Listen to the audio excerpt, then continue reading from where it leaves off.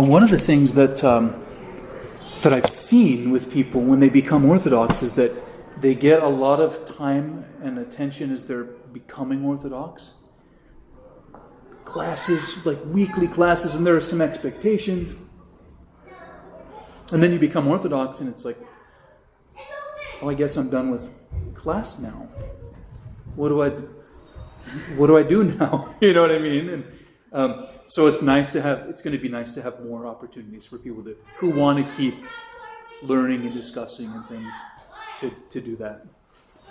So I just turned on the recording and I'm talking about how catechesis doesn't end when you become an initiate into the church.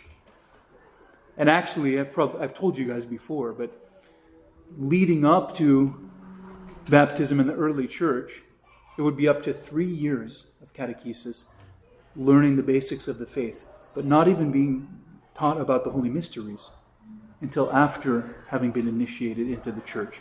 And then your catechesis continues, talking about the inner life of the church. So, anyway, I don't know if anyone is using the Zoom anymore, because I think you two were the only ones using it fairly regularly for a while. There was some people that were like in Colorado or something. In Kentucky. Kentucky, sorry. And one of them is here today. Wow. Agape. I don't know if you know her, Agape.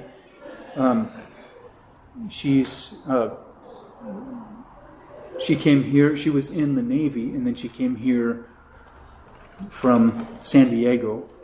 Okay. Was here, but her family is in Kentucky, so she moved there to be with her family. But she has a residency program in town. But I'm going to log in just in case, but I don't think anyone's using online anymore, which is kind of nice. Is there anyone there? No, just me. Only one participant. Okay, so I think I'm going to drop it. Okay, great.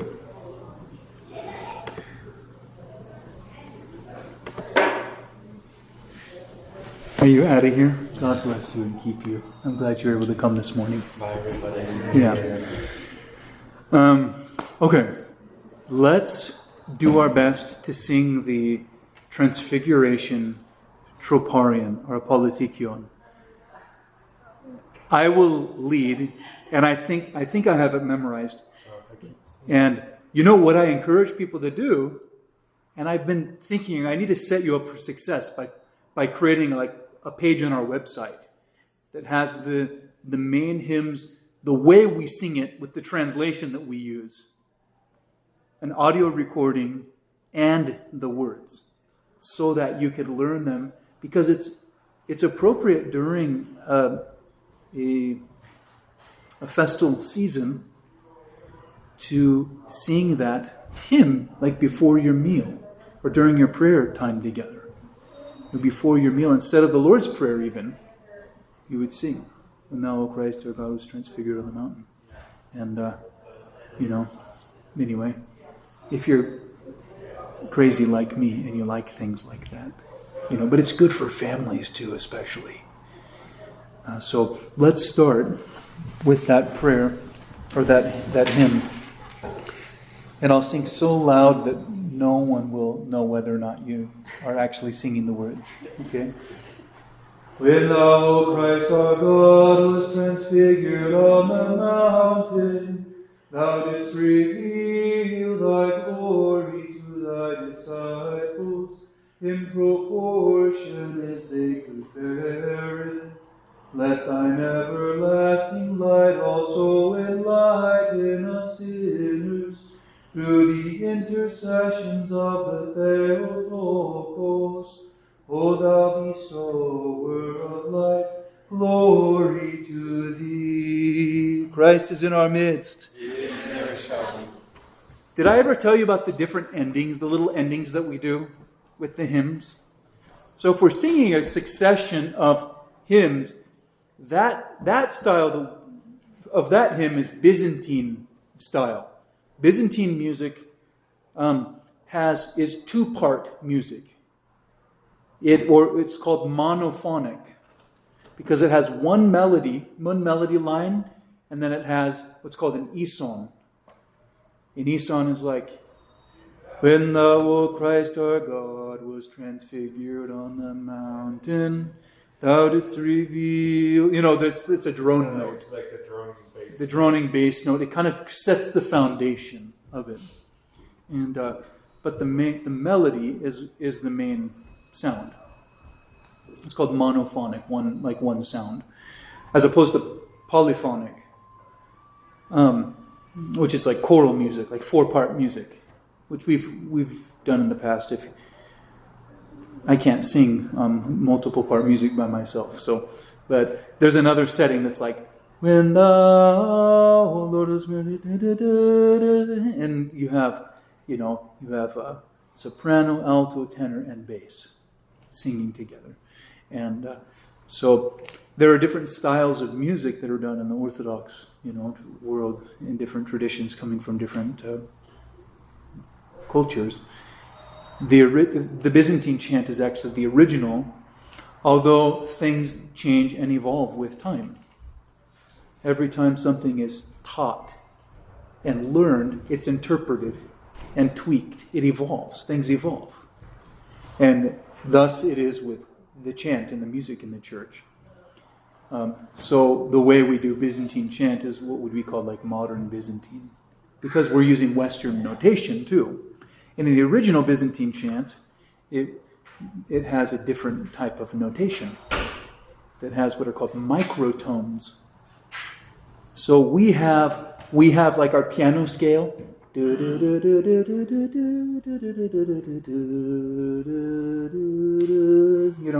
And then we have whole steps and half steps if you've done any music. But they have like what would be like a 3/4 step, in some of their music.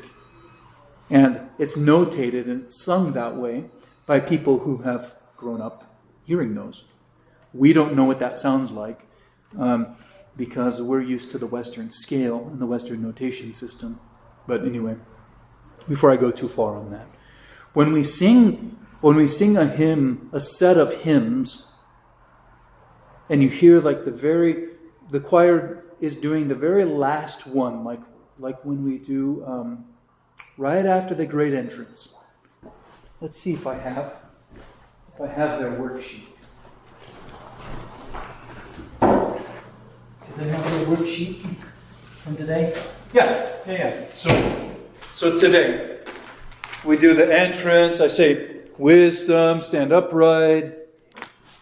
They sing, come, let us worship and fall down before Christ, O Son of God, who is transfigured on Mount Tabor, because they said, who is transfigured on Mount Tabor instead of who is risen from the dead, because, why? We're in the after feast. Some of the parishioners make fun of me because I say that all the time. I say, we celebrate holidays differently than people do in the Western world. They do all this preparation leading up they do like pre-parties, like before Christmas. We're having a Christmas party, end of November, sometime, early December. And you have all the cookies and you have the sweets and things, and then there's Christmas. And then you're done. Like, that's it. Like, clean up, And we do the opposite. We spend that whole time in anticipation and actually fasting, in preparation. Then we celebrate the feast, and then we carry out the celebration until the next feast, until Theophany, in the case of Nativity. And it feels really healthy, actually. It's really lovely, although it's backwards. And I think, actually, it makes sense because our culture is so, forgive me, I don't want to sound judgmental, but we're so proactive in seeking, satisfaction, and we want, let's start buying candy now. and eating it now. Does anyone want a Santo cookie? It's the day after Thanksgiving, that kind of thing. And, the funny thing is we buy things when they go on sale after the holidays. It's kind of funny, especially because our Pascha falls after Western Easter sometimes. And so all the baskets and everything are on sale. It's like 50% off. But that's not the reason we do it. It's just one of the benefits. One of the benefits. But when we do the entrance, we did for the Feast of Transfiguration, O Christ our God who was transfigured on Mount Tabor. And then the choir did the resurrection. When Mary stood at thy grave looking for thy sacred body, tone 6. And we have an 8-tone cycle, which I don't think we've got into in detail, and I won't do it today. But for every week there's a particular tone for set hymns. And this week we're in tone 6. And then, so Sunday, day of the resurrection, we have the resurrectional apoletikion, when Mary stood at thy grave. Then Transfiguration, when now, O Christ our God, was transfigured on the mountain. And unless it's a feast day, we always do the apoletikion for the temple. And the patron of our temple is St. Paul, O first enthroned of the apostles. So we sing that. And then after that comes what's called the Kontakion. And actually, traditionally, well, that's kind of funny to say because there are different traditions even within the Orthodox tradition. But originally, maybe, the priest would sing the Kontakion. That's not the when thou, O Christ our God, was, but it was thou wast transfigured on the mount, and thy disciples.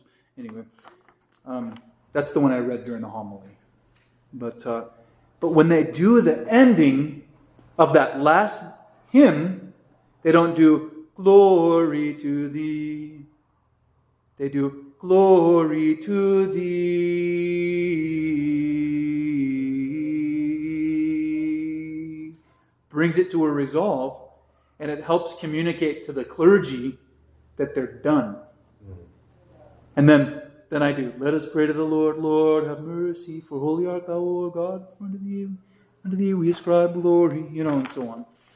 And I realize some of you guys, I mentioned it a while back, but some of you guys have never seen me serve with a deacon. Maybe once when Father Michael Habib came with his deacon. But he served as the main celebrant. There's just a lot of people that day. And there was and there were other priests, but there's more of a like a choreography, a dance that happens between the priest. Before COVID hit, actually, I was serving with 2 deacons. And so they would ask my blessing, I'd give them the blessing, and they would go out and do the litanies and things. And so it's really cool because kind of like when there are more altar servers. It makes it feel like, it's not just the priest up there doing everything, It's kind of a microcosm of, a representation of our community and a microcosm of heavenly worship too, which isn't just Christ up there by himself, liturgizing, but surrounded by the heavenly hosts. And so all those little, servers, and they represent like the angels in heaven. That's why they wear their robes, and it's befitting for the the worship of the church. I've noticed that, like looking over like the text of the Divine Liturgy, like half of what you do, like in the text, will say, and then the deacon will say. Yeah. Starting with the Great Litany, I would say, "Blessed is the kingdom." Actually, the deacon says, "Bless Father." So he initiates. And then I say, "Blessed is the kingdom of the Father and of the Son, now and ever and unto ages of ages." And then the deacon begins, "In peace let us pray to the Lord." And does, like, every time there's a litany, series of supplications or intercessions we do. That's the deacon. And the deacon comes out and stands on the solea, which is like the little the elevated area, and is kind of a link a linking liturgical role between the people and the sanctuary. It's really beautiful. So one of our deacons, he was already losing his mobility before COVID, and then he ended up getting hurt, and so he hasn't been able to serve. And then our other deacon has been kind of coordinating things with the people downstairs, and but I'm always trying to discern who might have a calling to, that kind of service. So Cedric did pretty good today. yeah, not too bad, huh? He's so funny. We have these little tiny robes. Yeah. They are so small. Yeah. So it was nice to see him up there serving. So anyway, that's kind of a fun little Orthodox kind of practical. If the choir, sometimes it's not written in the music that da da da da da da, but if the choir is aware, if they're experienced, I'll say, or the director or whoever it is that's chanting, then they'll do that at the end of whatever set of hymns they're doing in Byzantine chant. But we don't always use the Byzantine style for. Can you go talk to mommy, please? Because I'm doing my class. But we do we have a very pan-Orthodox feel.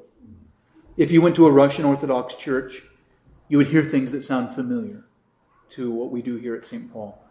If you went to a Greek Orthodox church, you would hear some things that are similar to what you hear here at different times. And so, like Orthros before Divine Liturgy is mostly, it's like 95%. Well, today it was probably about 100% Byzantine chant, Byzantine style. But it takes people who actually are willing to, it's kind of an investment. I've been telling you guys, like when I was learning the tones, when I was a choir director, I was just at home. My wife was like, "You never stop singing." I was always working on hymns. I was always singing. I always had things stuck in my head, and you would not have wanted to be in the car with me when I was alone, practicing, all the time. Same passage over and over again. Actually, it's been interesting now that we can see the binders because you actually see it says Greek or Russian or Romanian. Yeah. Yeah. It really Right. We have hold. Greek, Russian, Romanian, Right. Serbian. My favorite cherubic hymn is a Gregorian chant, apparently. So yeah. Or is it Georgian? Because I thought it was Gregorian, but we'll have to look. So number 7. Is it number 7. Is it the da da da da da do do do do? Yes, that one. Yeah, that's a Georgian one, and not sweet Georgia, but the country Georgia. Is that just because of the community here, or is it an Antiochian style that it has a hybrid of all those? Great question. That is both, kind of. Because we're converts, and we have a Western ear, a lot of us here, and because Father James and Father David before him studied at St. Vladimir's Seminary, which is a Russian tradition seminary that had Russian music emphasis. That's what they learned, and that's what we developed here. It's been going on here for like 30 years at St. Paul. In the Antiochian tradition in the United States, what has happened is that generally for Vespers and Orthros services, and services like the Paraklesis, which we do in Byzantine chant. I don't know if you guys have heard that. Some of you have. But that's all a Byzantine-style chanting service. But those are all done. So Vespers and Orthros are done mostly with the Byzantine style. And they'll have chanters. They won't have a choir. They'll have like a couple chanters who do that. And they do a lot of solos too, rather than having a full choir. Because not everything is set to music, so they'll have text in front of them, and they'll know what tone or what mode they're supposed to sing it in, and then they'll sing it however they interpret it, in whatever mode or like a scale for us that they're in. And you can't do that with more than one person. You can have someone through the whole time, while someone else is chanting whatever they want to. You can't follow them. But you can have someone go, So, but with the music, like the Kievan type of style that we do during our Vesper services, we have the text laid out. And I don't know if you guys have ever even seen it. We'll have a little block of text, but we have little underlines that show us when we move, when we do different things, so that you don't have to have the music right in front of you, but you can have a bunch of people singing the same music together, they're singing the same text. But it's simpler sounding than Byzantine. And Byzantine chant can be done very beautifully, but also it can be a little disorienting sometimes for us. I've noticed Kievan chant. It has more of a familiar Western. It does. I think that there was a lot of reforms in Russia in like the 17th century that I know they reformed to be more like the Greek, so like conformed to the Greek model, like the 17th century. But I also think in Russia there was a lot of cultural appropriation of European culture. I don't know if that's part of it. Yeah, I know. They call it the Western captivity of Russia. Yeah. But I don't think it's all captivity. I mean, I don't think polyphonic music is all terrible, sensual, or something like that, as I've heard people say. Because I think singing together with four people, no one person has to have a particularly good voice. Yeah. If you can listen to one another and blend, then you sing with one voice and it sounds really nice. And I've heard, Byzantine chant and solos can be done kind of, with in a way that draws a real attention to the chanter too. We have to be careful of that kind of thing. You could have a little, I call it, have a little too much fun. Instead of when, thou was transfigured on the mount. You get that one guy who's doing the solo by himself, and he goes, I was transfigured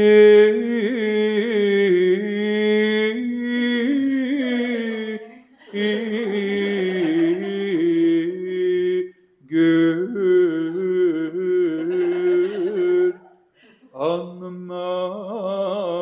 And it's like, whoa, and some of it's beautiful, but it can also be distracting too. So there's a balance to be found.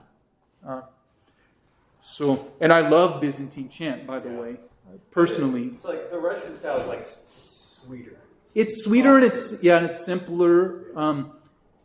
It's kind of more basic in a way. And it's accessible to a lot of us. It's easier to learn.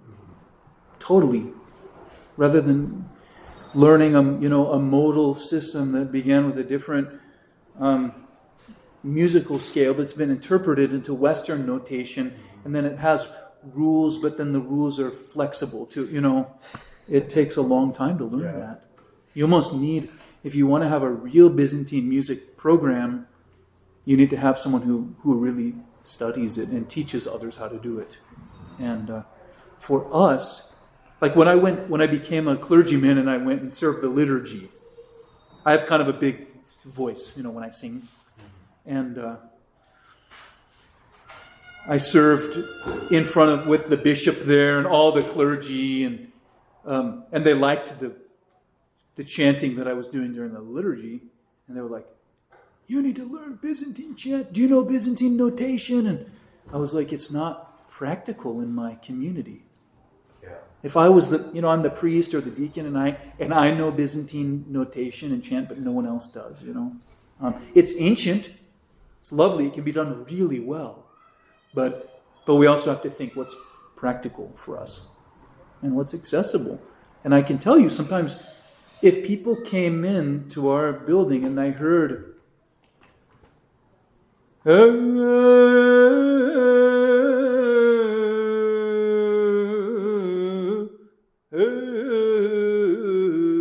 chanting, some people would be like, ooh, that's a little too out there for me. You know what I mean? And then there's what one of my friends calls white boy Byzantine. Forgive me. And it's when someone who is, Caucasian or whatever, an American, just an American speaker, all of a sudden they start doing Byzantine chant, and now they have an accent. Christ, oh God. You know what I mean? And it's like really weird. It's I grew up in Philly. yeah, I know. Well, so we have to. Those are things we need to be sensitive to, actually, because they can be distracting. Yeah. They can be really distracting, and I've gone back and forth because, it's typical in our archdiocese to have Byzantine chant for Vespers, but if I said, okay, now we're doing that, guys, a lot of people who have been singing for years they'd have a hard time adjusting to it, And then it would be Father Jeremiah's thing. Like I'd be down here, unless I got Wesley really excited about it, and then he was, you know what I mean, or someone or a couple people really working on it. But anyway, for us, we haven't. But I have thought about doing like Wednesday night, Kevin, Thursday night Byzantine chant.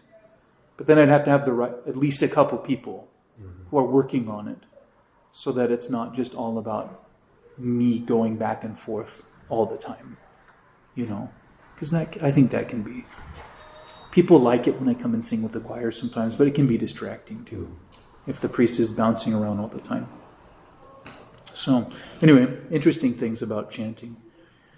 So it's not all just like totally, absolutely clean and inspired, inspired. There's a lot of room for making good decisions. And when it comes to, the liturgy though.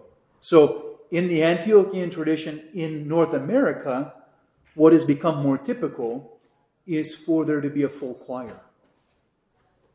For there to be a full choir that has a repertoire of music, like we do. And we might have, like we have, 8 or 9 different versions of the Trisagion, Holy God, Holy Mighty, Holy Immortal.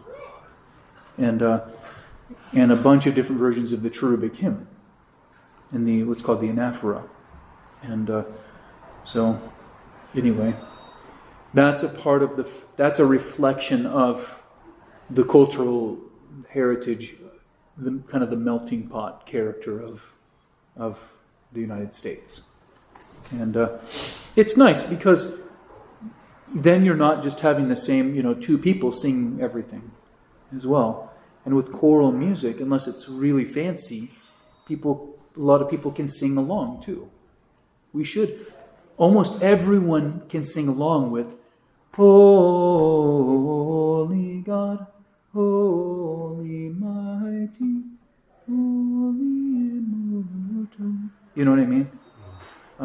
It's an easy melody. It's kind of a playful sounding one, but it's easy to do, And anywhere I go, like if we start singing that at camp, at clergy seminars, at a church, an Antiochian church, it's actually so familiar to so many. You could pretty much go to any jurisdiction and they probably know it. You know what I mean?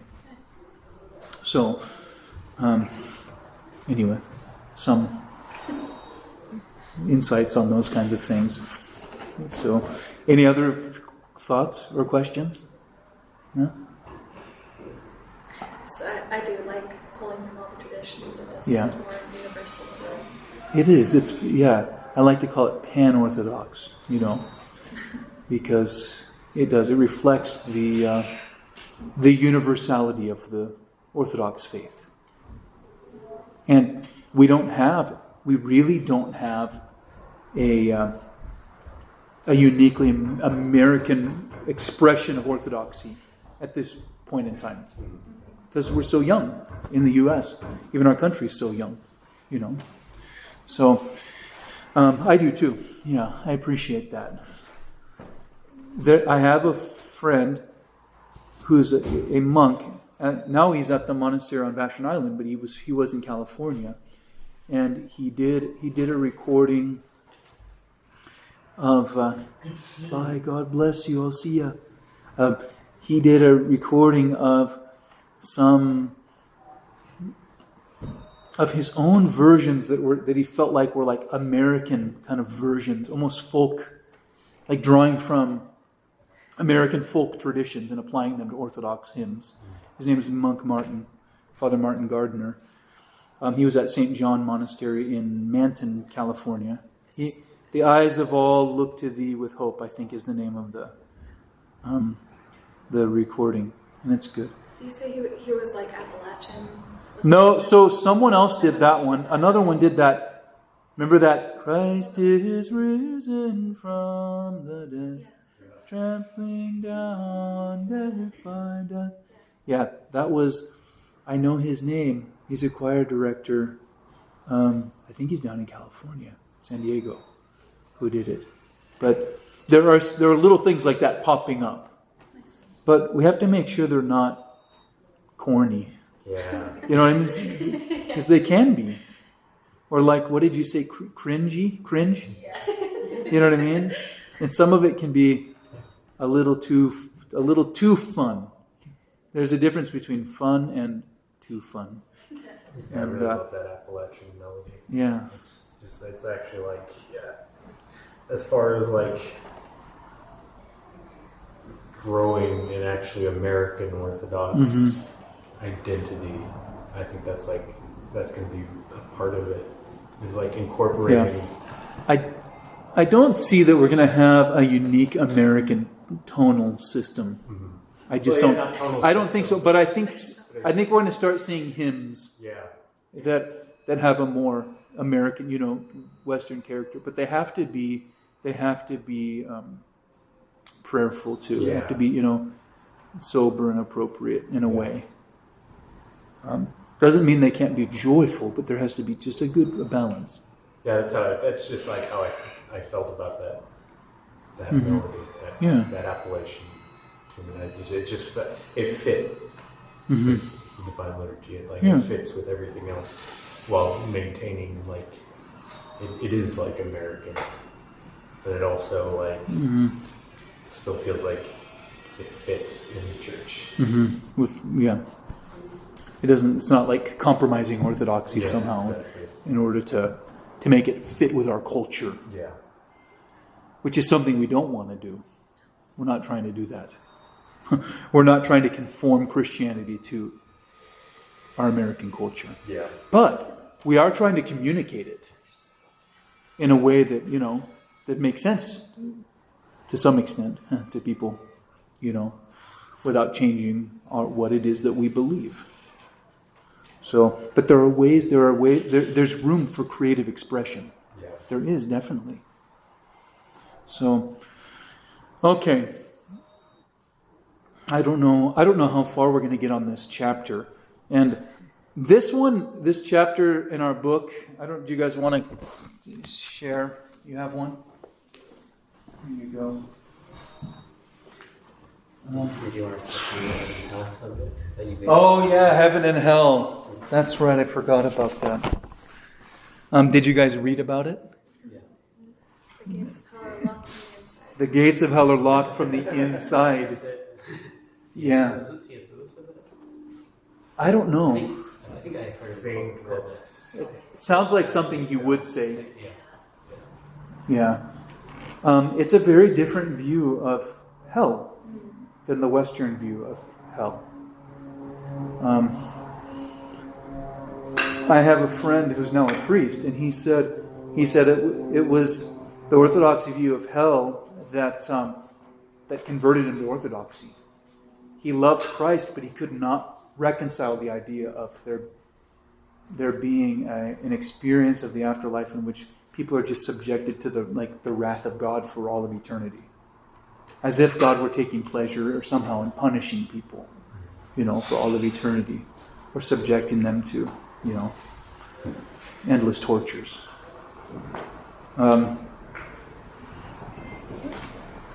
So, and we don't try to speculate about what the eschaton, what the end, what heaven and hell are going to look like. We always understand that there's symbolism in the biblical language in anything. We believe that there is the potential for real separation from God, which is the worst. It's like being dead without being able to die. There are always kind of paradoxes, and we believe in free will. So we absolutely believe, we're not universalists. We believe that people have the freedom to accept or reject God. Absolutely and totally, Father Thomas Hopko tells this funny little story about the candy dish. Did I tell you about this candy dish? He was a great teacher, and he came up with all kinds of ideas. He would teach at camps, but he was the dean of St. Vladimir Seminary, and he said it's like this: a little kid says before dinner, "I want some candy," and his parents go, "No, you can't have any candy right now, but you can have some candy after dinner." "No, I want candy now." "You're going to spoil your dinner if you have candy now." That classic interaction. "You can't have candy." "Well, I want candy." "Well, you're not having any candy, but you can have some after dinner." And then you have the dinner, and then the candy bowl comes out, and people are passing it around, and then the little kid's like, "I don't want candy now." "No, have candy. You can have candy now. We've had dinner. You can enjoy." "No." Rejecting what you can have because it's not on your terms. You know what I mean? And he says that's another image of what hell is like. He also says hell is like, the idea is spending all of eternity getting what you want and not being able to do anything about it. Or what you think you want. And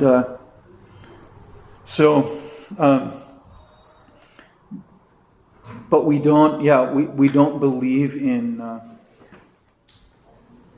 this kind of Western juridical view of heaven and hell, but we believe that actually the experience of what would be pain or suffering would be, and we don't know actually what it looks like. Okay, we just know it's not nice to not be drawing near to the source of life for all of eternity. And actually, many saints suffered deeply over this idea that someone might reject God for all of eternity. They would weep for hours. And some of them were even tempted to pray for the devil. Have such compassion for someone who would willfully reject God. So, but of course, as the lingo that Father James uses is the fire of God's love, which is light, which illuminates or softens, like it softens wax and makes it malleable, can be formed by God, rather than clay, which we think of the potter being able to mold the clay, but actually when it's exposed to heat, it hardens. It becomes impervious and unchanging. And that's where pride can lead us if we give ourselves over to it. That's what demon possession can be too. Which we're not going to get into, demonic possession today. But it's a very different view. And actually, a lot of people have rejected Christianity on this idea. Yeah. What a joke. Why would I want to believe, even if I believed that God forgives, is so forgiving and so loving, and that Jesus would be so selfless and all those kinds of things. But why would I believe in a God who would subject people to torment like that? No, it's like we do it to ourselves. And if we believe in free will, we have to believe that there is something that that we would call hell, but not because we would like to even use that word, to be honest. And like I said, it's actually a great sorrow. One of my favorite quotations that I came upon, and you've probably heard me say it a couple times, so forgive me, but a contemporary saint just simply said, "My children, I do not want paradise without you." And I think, what if that's the way that we carried ourselves? To see in every person, someone who we would want to spend eternity with, even the worst person, because that would mean that they would be redeemed. That's kind of what I was talking about this morning too. To look at someone and not say that person's hopeless. It's not over till it's over, And I'm not the one to determine when it's over. Thank God. And if I play that game, then I'm totally deluded. And I've deceived myself into thinking that I know what only God can know. So the Orthodox Church has a real strong undergirding of humility when it comes to this kind of stuff. We're really excited about what we believe. We're really excited about what the church is. We get pumped up about beauty. You know what I mean? There's such a fullness there. But when it comes to casting judgment, unless it's as a result of an outbreak of heresy or something like that, in which, God-inspired, hopefully humble church leaders who don't want to draw attention to themselves, they have to stand up and speak the truth. And then they want to go back into the little hovel and repent for the next 10 years in case they said something wrong. You know what I mean? God forbid I mislead even one of these little ones, So,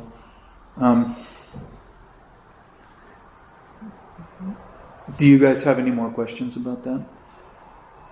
It's actually pretty freeing, it's hard to break free of the old view because it's shaped through shame. It's shaped our consciousness. And it's created that black and white that we've come to love. Saved, not saved. As long as I'm saved, I'm in the clear. Good. Nothing else to worry about. And that's not even human to really think that way. Forgive me. Because that's not how we are. We change. It's relational. If I'm drawing near to you, we have a relationship. If I say I hate you and I never want to see you again and I walk away from you, we don't really have much of a relationship anymore unless we reconcile. That makes more sense in our relationship with God rather than some kind of status update. Saved. You know what I mean? Social media status update. Saved. Are you saved? And there's a talk, I don't know if I sent it out to you guys, by Metropolitan Callistus Ware. He came to the United States. He came to SPU. And he gave a talk on the Orthodox view of salvation. And he starts off with this really funny story. He looks like, he's a monk. He's got his robe on, his cassock, and his jeweled cross and everything. And he's riding on a bus in Oxford, I think. And someone comes up to him and says, "Are you saved?" And then he uses that as the starting point for his lecture. And so if I can remember, I told you last week I was going to send you some things that I didn't. I need reminders on these things. If anyone wants to take little notes, you would enjoy. If you haven't listened to him speak, he's entertaining to listen to. He has this lilting British accent. Da, da, da, da, da, da, da. And then when he drives a point home, he gets kind of like, about it. He's fun to listen to. And he, for the last generation at least, he was really kind of like the spokesman for Orthodoxy in the West. Yeah, the English language. In the English language. Yeah. His two books are just like, those are basically just primers. Yeah. Orthodoxy. Like those were the two I read. When they were some of the first ones that were available. Yeah. And at least accessible to people. I mean, the Orthodox Church and the Orthodox way. Yeah. So, it's worth at least hearing his voice if you haven't. He's, Don't listen to before bed because he has his voice. He has a really pleasant voice. It's really easy to just fall asleep to. That's true. Yeah. So, okay, let's see what we can do on this chapter. Oh, she is? Okay. Okay, sounds good. Thank you.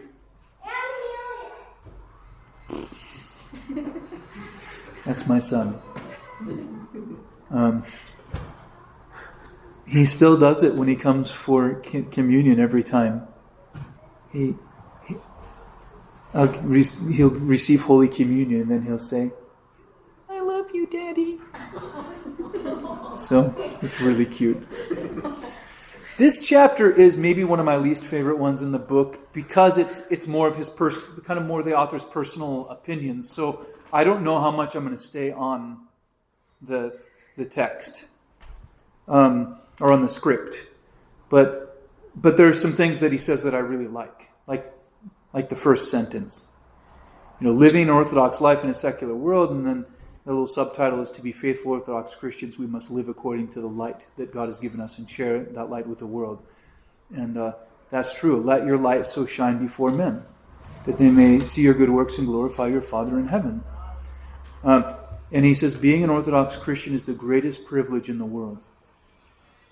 And I agree with that. I still can't believe it. And I've been, Orthodox for about 15 years, and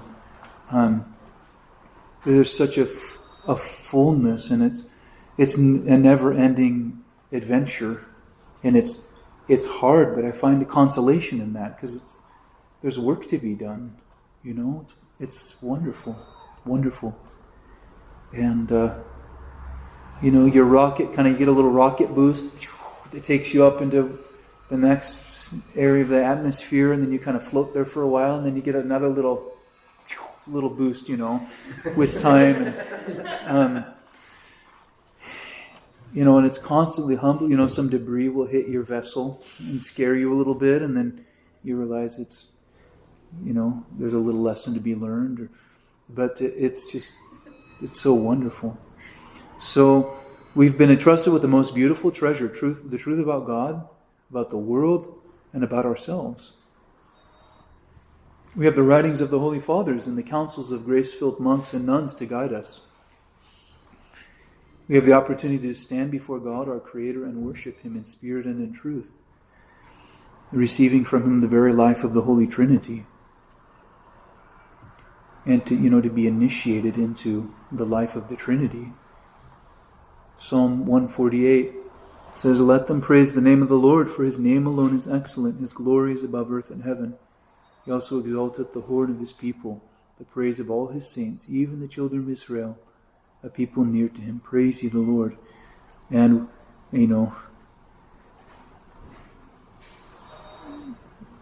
you read just one line from the Psalms and it reminds you of being in church. Because we're constantly chanting, reading, and using the Psalms. With great privilege, however, comes great responsibility, and that's absolutely true. I think that's one reason why it's harder to become Orthodox, because it's actually demanding. It is. Because you no longer have that saved, not saved situation. You have, wait a sec, what I do really actually matters. And I have to take responsibility for that. But you know what it does? It affirms your God-given dignity. Because you're worth more than just being a check mark or on a, in a box. Saved, good, You're worth more than that. Your life really matters. The way you live and how you worship and draw near to God and seek to be united to Him. So, unto whomsoever much is given, of him much shall be required, says our Lord in Luke 12. So each of us will stand before the throne of God and give an account of our life. We'll be judged according to the light we've been given. And each one will be, we believe that I won't be judged according to what you did or your state, but according to mine. What I chose to do, what I learned, what I knew, what challenges I faced, what sins I committed. Holiness is relative to the person. Holiness for one person might just mean for them in their own way, it might mean not harming another person. Because they've been raised in a rage-filled home. And that's what they were taught their whole life. To get your way, you hurt other people. And for them to realize something breaks within them and they realize, I can't do that anymore. That's their struggle. That might be their path to holiness. And for others, it may be going above and beyond and living a life of total service. And for another, it might be living a life of quietude and solitude. Let me read a story. I may not even just do this whole chapter. We'll see how we do. There's a story I want you to hear. I have not used it in a homily. Sometimes I take these stories from the lives of the saints, and when I really like them, I'll insert them into a homily. But this one I haven't used yet, and it's a famous one. I have Orthodox parables and stories. Here we go. This is a really important one for us to hear. We don't want to take responsibility for ourselves. So much easier to look at other people. But it's so nice. It's so nice to realize that I don't have to come to conclusions about every person I encounter. I don't. So let me read this to you. I have 23 pages of stories and parables and things that I've collected. And I need more too. The Two Girls, Who Can Judge? By Abba Dorotheos of Gaza, who's one of my favorite writers, and he's one of the most known writers on the spiritual life. So it goes like this. I remember once hearing the following story. A slave ship put in at a certain port where there lived a holy virgin who was in earnest about her spiritual life. When she learned about the arrival of the ship, she was glad, for she wanted to buy a small serving maid for herself. And he's telling this story in the 6th century. So people had servants. They had it was a matter of course back at in that time.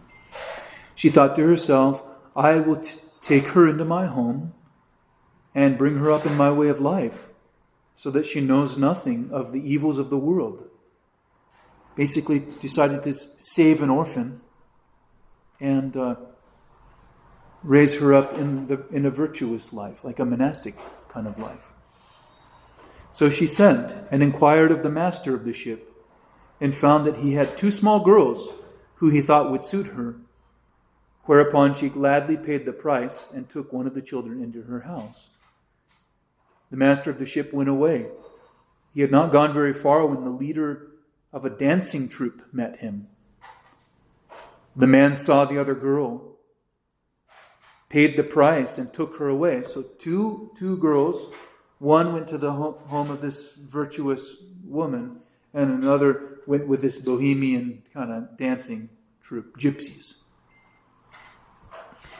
So this gypsy kind of guy paid the price and took the other girl away. Which of us could give any judgment about this case? St. Dorotheos asks us. The Holy Virgin took one of these little ones to bring up in the fear of God and instruct her in every good work, to teach her all that belongs to the monastic state and all the sweetness of the holy commandments of God. The other child was taken for a dancing troupe to be trained in the works of the devil. What effect would this have but the ruin of her soul? What can we say about this frightful judgment? Here were two little girls taken away from their parents by violence. Neither one knew where they came from. One is found in the hands of God and the other falls into the hands of the devil. Is it possible to say what God asks from one, he asks from the other? Surely not. Suppose they both fell into fornication or some other deadly sin. Is it possible that they both face the same judgment, or that their fall is the same? How does it appear to the mind of God when one learns about the judgment and about the kingdom of God day and night, while the other knows nothing of it, never hears anything good, but only everything shameful, everything diabolical? Can God allow them to be examined by the same standard? A man can know nothing about God's judgments. A man can know nothing about God's judgments. He alone is the one who takes account of all and is able to judge the hearts of each one of us, as he alone is our master.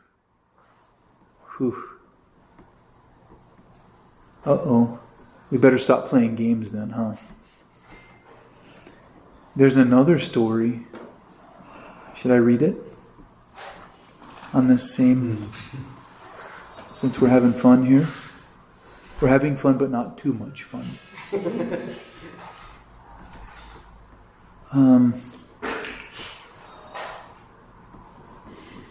I want to find it. I gave this one in a homily, but I don't know if any of you have heard it. I think it was before you guys came. It's called The Ascetic and the Thief. I'll read one more. Okay? Is that okay? You guys awake? Are my dulcet tones lulling you to sleep? I was told a few weeks ago, and I'm trying to work on it. When I'm giving my homily, I'm not always loud enough. You know? I'll go da-da-da-da-da, da-da-da-da. And they're like, what was the da-da-da-da?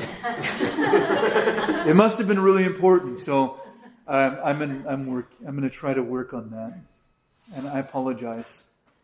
If you ever miss the da-da-da-da, it'll be in the podcast that we do that has, my 12 followers or however many there are.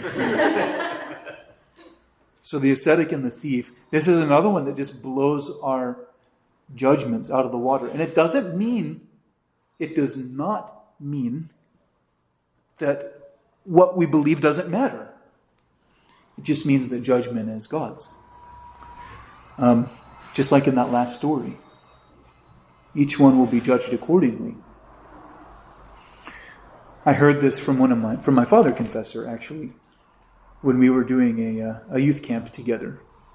And he gave a little summary of this story, and I asked him for it, and he sent it to me. So it goes like this.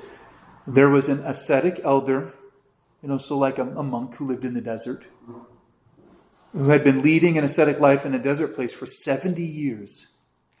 70 years out in the desert by himself, in fasting, chastity, and vigil. And do you guys know what we mean when we say vigil? Vigil means prayer by night. Staying up. Or staying up late, or, usually it's staying up late to pray, but it can also mean getting up early in the middle of the night to pray. But vigil comes from the word being, the word vigilance, or being watchful. And it harkens back to that time when Christ was in the Garden of Gethsemane, and his disciples kept falling asleep. And he went back and he would wake them up and he'd say, keep watch and pray. Can't you stay awake but 1 hour? And so it's one way of fighting the passions and anticipating, like in a way, training ourselves to be ready for the Lord's return at any time. I may be really tired, but so what? You know what I mean? So there's a place for this, and in our own little way, we can do a little version of it by just maybe turning off the show a little earlier than we would like to, and reading a spiritual book, or reading the Psalms or the Bible, or saying some extra prayers on one evening of the week, or when the family's out of town or something. I'm going to take this me time to pray a little bit more, or something like that, or getting up a little early. In our own little way, we can just do little things like that. But so he spent his time in fasting, chastity, and vigil. Although he labored for God for so many years, he was never accounted worthy to receive a vision or a revelation from God. And obviously he was hoping that he would get some little bit of affirmation. Has all of this time I've spent, this investment that I've made, has it resulted in anything? Maybe I did something wrong. Has this been totally meaningless? Am I just deluded? We all go there sometimes. Is this even real? All this stuff that we get those little thoughts. So he never had a vision. Thinking about this and bearing this in mind, he said, perhaps my ascesis, my spiritual struggle, is not pleasing to God for some reason. I do not know, and for some reason I do not know, and my work is unacceptable. And on account of this, I'm not able to receive a revelation or behold any mystery. Contemplating these things, the elder began to ask and supplicate God even more, praying, saying, Lord, if my ascesis is pleasing to you, and you accept my deeds, I, a sinner and unworthy one, ask of you to grant even unto me just a drop of your gifts, that I may learn from the appearance of a mystery that you've heard my prayer, so that emboldened and enlightened I may live out my ascetical life.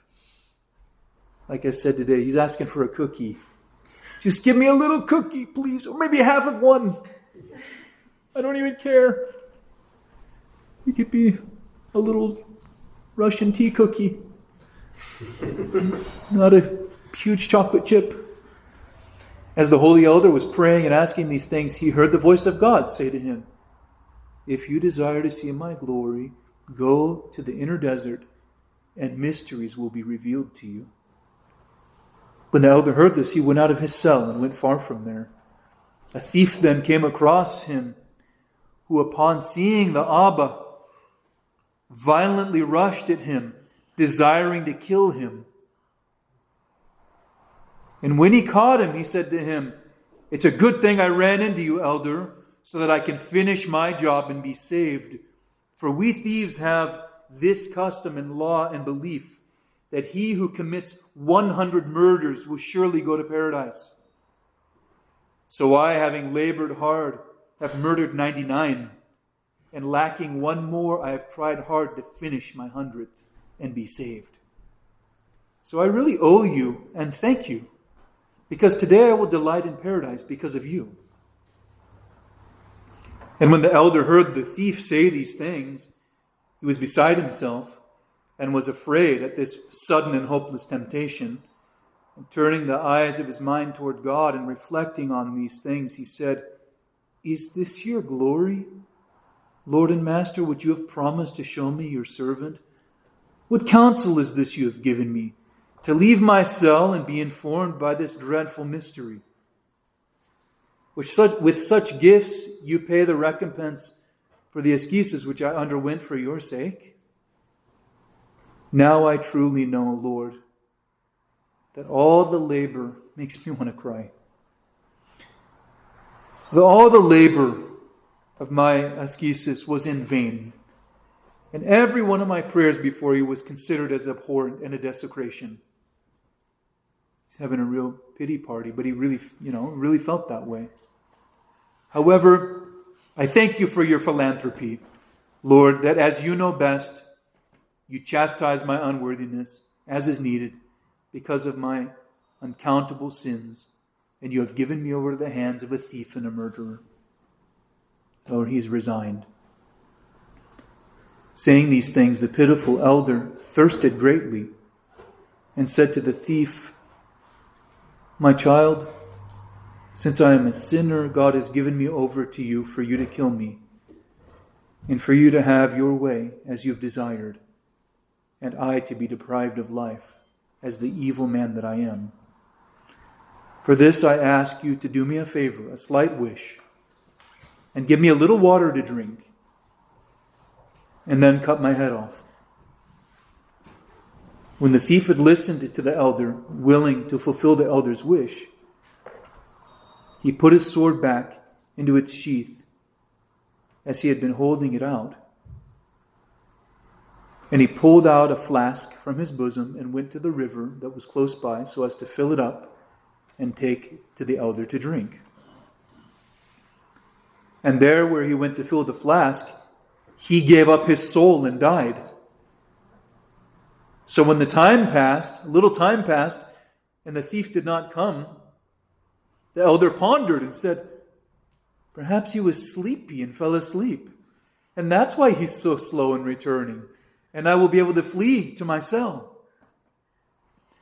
Can you imagine? What a roller coaster. But seeing as I'm old, I'm afraid, since I don't have the strength to run. And as 1 week I will become tired and he will catch up with me. Then I will anger him and he will want to torture me without pity, cutting me into pieces while still alive. Better I do not leave, but go to the river and see what he's doing. So the elder went, thinking about such things, and found him dead. And when he saw him, he marveled and was taken aback.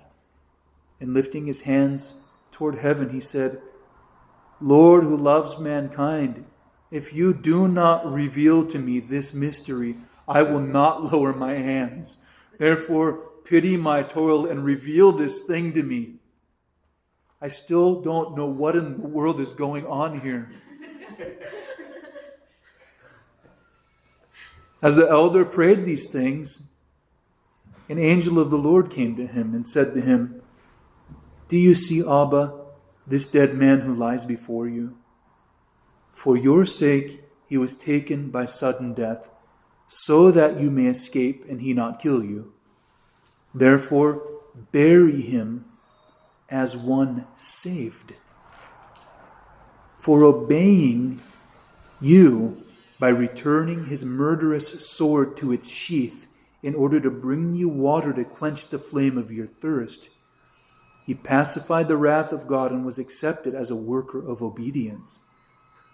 And his divulgence of the 99 murderers was counted as confession.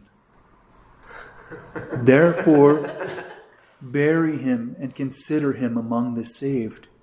And by this, know the expanse of God's philanthropy. Philanthropy means love of men, love of people. We call God philanthropos, the lover of mankind. You hear that all the time in the hymns. Lover of mankind, philanthropos. So, know the expanse of God's philanthropy and compassion. And rejoicing, go to your cell and be avid in your prayers. And do not feel sorrow and say that you are a sinner and deprived of revelation. For behold, God has revealed a mystery to you. And know this too, that all the toil of your ascesis is acceptable before God. For there's no toil that is done for God's sake that does not come before him. Having heard this, the elder buried the dead man. It's a pretty amazing story, isn't it? It's really humbling because it doesn't fit our categories. Well, don't you guys believe that there's judgment? Yeah, we do. We believe in judgment. Makes it sound like anyone can be saved. No, not anyone. But anyone who wants to be, not on our terms. It's a pretty amazing story. Okay. Other term, right? Yeah. It reminded me, does it say in the Gospels when Christ was speaking to the Pharisees, at some point he says something like, prostitutes and thieves will surpass you in the kingdom of God. Yeah. That just reminded me. Yeah, exactly. It doesn't make sense to us, but it doesn't need to. But actually, it does when you humble yourself. I wish I could be an apologist for humility and try to go around convincing people that they should just be humble, but you can't. It doesn't work that way. The only way that you can do that is by decreasing yourself. I must decrease, and he must increase. I love St. John the Baptist. I love him so much. And he's a good example. So, you're right. I think that, what he gets into is that we have responsibility. Basically, it says we have responsibility in the world to do well, to try to discern how we can contribute to society as Christians. We're not just we're not a cult group of people who are just trying to do their own thing despite the world. Because we live in the world and we believe, probably my favorite line from the Psalter, the earth is the Lord's and the fullness thereof, the world and all that dwell therein. This ground that we stand on, this table that I'm touching, in every molecule is the life and love of God, the life that he's given, an expression of his creative compassion. And so we don't despise the world. We long for its redemption, like I said in today's homily. But the hard part for us is that we can't affect it on our own. We can't make it happen. But there is work to be done. But what work is there to be done? That's always the question. To each and every one of us is given something, some responsibility. 1 talent, 5 talents, 10. Who cares? Who cares? The number is totally arbitrary. 1 person to love, 10 people to love, a big family, a little family, a significant job, a job where no one even knows what you do because your title sounds so confusing. Who knows what, you know what I mean? There's all kinds of stuff like that. But each of us is given an opportunity to be who God created us to be. And the only way that we're going to do that is by trying to be faithful to him, right here, right now. And there's something very, very challenging that happens when you start taking the spiritual life seriously. When you sense that draw, that pull to pray more and to spend more time with God, to be more intentional, you're gonna fight against it a little bit because you like to relax but you also you realize God is calling you because he wants you. He wants to be close to you, to be with you, and he wants to shape you. He is the perfect physician and artist and parent. And he knows how to lead us, but will we be led? And the thing that's most challenging about this Christian life is that it is a real threat to our identity. Our false sense of identity. But it's totally amazing because we can become truly human. We can become who God created us to be. And it's not by juxtaposing ourselves to the world and comparing ourselves to others. It's actually by loving the world And I'm not saying the world and its passions and its pleasures, but the world as created by God. And when you finally just resign to do that, whatever, God, I don't care anymore about measurements or quantities of things. I just want to be faithful. Do with me as you will. You know, I could come to church and, 3 or 5 people could be here. And I could be in heaven. Not thinking, where's the other 145 people or something, you know what I mean? I mean, of course I want everyone together all the time. I mean, ideally, but or I could show up and the President of the United States could walk in the room, but I'm standing before the King of Glory. No earthly power is that impressive anymore. I would be respectful, of course, but you get the point I'm trying to make. But as we seek God, if we take the Scripture seriously and seek nourishment and education from it, and listen to the teachings of the church, I'm not saying it's your job to digest every single hymn of every single service. You might walk out of a service with one word that's rattling around in your brain. Or one sentence. Same with my long homilies that you guys graciously endure. Sorry. No, we're great. 27 minutes today, sorry. Not 6 to 10 minutes. Forgive me. And I don't expect you to remember everything, but there's something for you. There's something for you and you and you. And one thought that is for you in there.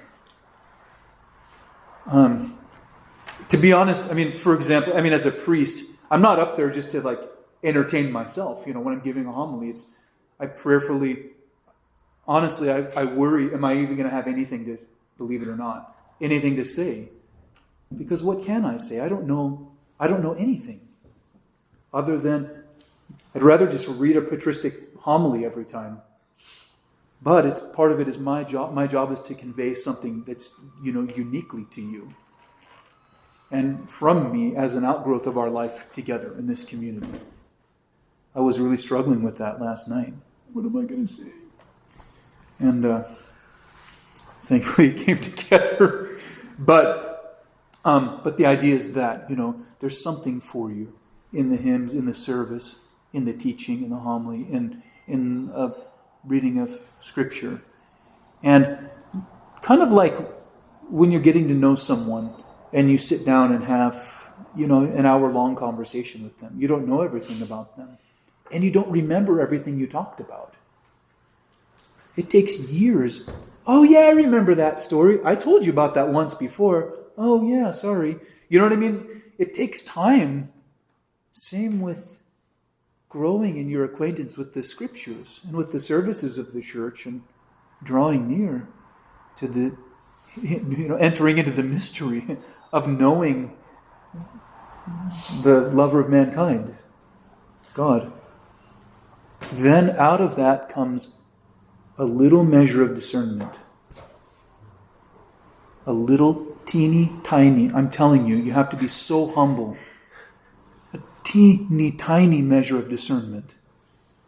You're not going to just know it all and be this new prophet for orthodoxy or Christianity or conservatism or whatever.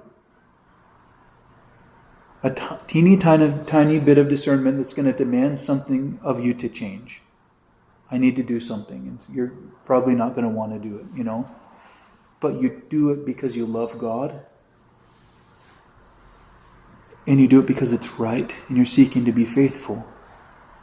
Could be a little adjustment in your lifestyle. Could be something in service of another person.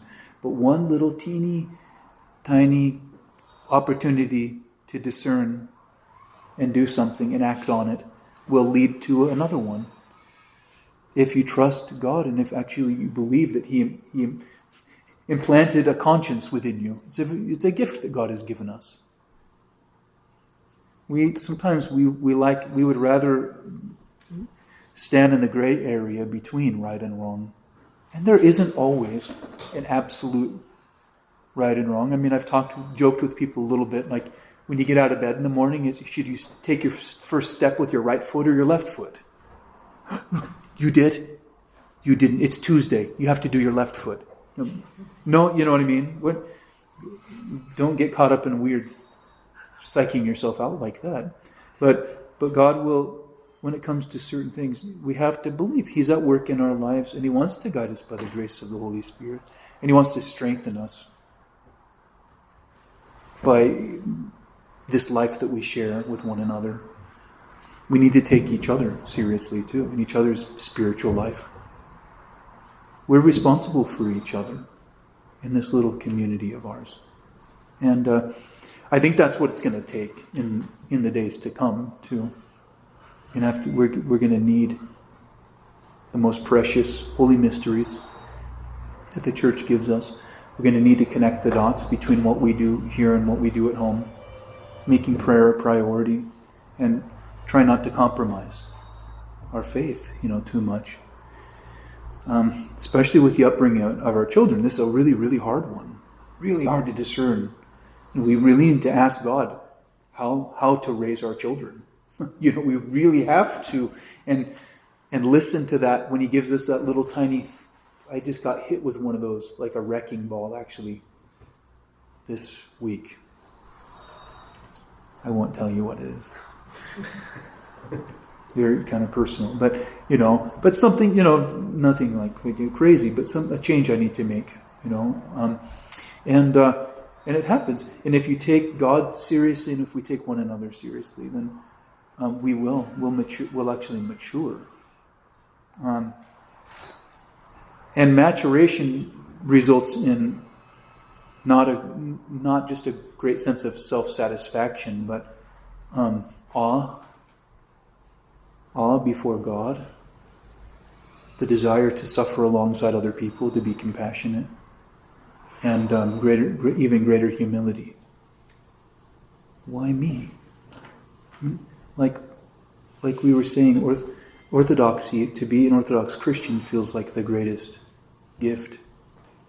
And why? Was it you guys and I that were talking about? I was having some conversations with someone recently. Like, what? Why me? Why did I find it? Not someone else in my family. I don't know. It's an amazing gift, totally humbling. But the Lord has led us here. So now what? The life of prayer, reading the Holy Scriptures, loving one another, seeking opportunities to give without seeking anything in return. That's what love is. Love is not always reciprocal. Ideally, it would be, if we were the people God created us to be. But for us to love the world is to love it without expecting anything in return from it. And actually to love it and maybe even say that our efforts have been totally disregarded or gone to waste. So what? God can do whatever He wants with whatever offering we provide. But the moment we release it from our hands, we don't have to worry about if that guy I gave $3 to is getting a little thing of vodka instead of the cup of coffee he told me he wanted or something like that. You know what I mean? This isn't my money. This is your money. Someone taught me once, you keep a few bucks in your pocket and that money doesn't belong to you. We might have talked about this, some of us. It's not my money. It's like I'm going to run into someone and it's theirs. I found it for them. It's $3 maybe, I have a guy who works that I talk to a lot, who works with the homeless, and he said $3 is a good thing to give someone. But give it to them and don't ask them what they're going to do with it. Instead, you say, please pray for me. Say a prayer for me. It totally humanizes them. here's a little bit of money, and to help you today. Say a prayer for me. My name is Father Jeremiah. What's your name? I'll pray for you too. So, okay, I'm looking through. It's 2:00, isn't it? I'm sure. There's a Steinbeck quote I've always loved. It's better to give your money to. I had to paraphrase it, but it's something along the lines of better to give your money to a liar than to withhold money from someone who generally needs it. Yeah, I see. Yeah. And, okay, the last thing I'll say, and I mean, you guys, if you listen to my homilies, I teach a lot in my homilies too. So, but we have to understand that the seeds that we plant and water in our lives, in our minds, in our hearts, they're the things that are going to grow. What we spend our time doing, what we invest in. So if it's various forms of media, news, whatever it may be, we need to strive to be discerning in our relationship with the world and not just be mere consumers of it, because you really are what you eat. What you bring into your body becomes integrated into who you are. Same with what you see and what you hear. And we see the beauty in secular, art and entertainment at times, but there are lines that are crossed that we shouldn't cross just for the sake of art. And that's something each of us actually uniquely needs to strive to exercise discernment with regard to. That's how we open the gateway to our soul through our eyes, through our ears, through our senses as well. So, okay, I'll stop there for today. That's a good place to stop. And we're going to, next week, you guys encouraged me, so we're going to do it. We're going to start a new text by Hieromonk Gregorios. It's a catechism book written by a monk from Mount Athos. And this one was written by, this Clark Carlton is a philosopher and convert to orthodoxy. And that vantage that he comes from shines through in his teaching a lot. We'll see. I'd appreciate the feedback, and also on what you think of the approach and what works too, what connects. And I've told you, Tatsuro, and others too, though, if you're reading a book that speaks to you, especially as someone who's making your way into Orthodoxy or learning more about the faith, if something is helpful to you, makes sense, like, I appreciate the language or their approach, let me know, because I'm always looking for resources. I know what I like, but I've been at it for a while. And I remember there are certain books and things that I love now that didn't connect with me 10 years ago, So, okay, let's stop with that. We'll say a little prayer. We'll end with our prayer. And I'll let you guys go. Let us pray to the Lord. Lord, have mercy. O Christ our God, who at all times and in every hour in heaven and on earth art worshipped and glorified, who art long-suffering, merciful, and compassionate, who lovest the just and showest mercy upon the sinner, who callest all to salvation through the promise of blessings to come. O Lord, in this hour receive our supplications and direct our lives according to thy commandments. Sanctify our souls, hallow our bodies, correct our thoughts, cleanse our minds, deliver us from all tribulation, evil, and distress. Encompass us with thy holy angels, that, guided and guarded by them, we may attain to the unity of the faith and to the knowledge of thine unapproachable glory, for thou art blessed unto ages of ages. Amen. Okay. God bless you all. Go in peace. Thank you.